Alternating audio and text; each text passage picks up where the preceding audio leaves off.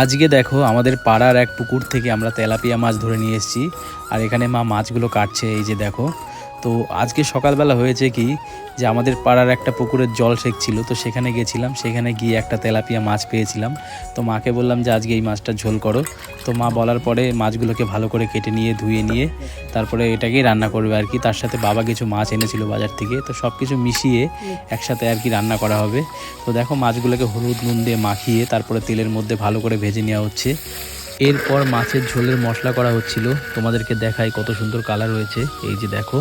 তো তারপরে মাছগুলো ভাজা হচ্ছিল, এক সাইডে মশলা করা হচ্ছিল আর এক সাইডে ভাজা হচ্ছিল। তো ভাজাটা কমপ্লিট হয়ে গেছে, মাথাটা বাকি ছিল। তো সব কিছু ভাজা কমপ্লিট হয়ে যাওয়ার পরে মশলাকে কড়াইয়ের মধ্যে দিয়ে তারপরে আলু দিয়ে ভালো করে এরকমভাবে নেড়ে নেওয়া হচ্ছে।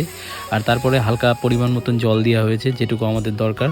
তারপরে মাছগুলোকে ছেড়ে দেওয়া হয়েছে। তো ভিডিওটা যদি ভালো লাগে একটা লাইক করো, দেখা হচ্ছে পরে ভিডিও।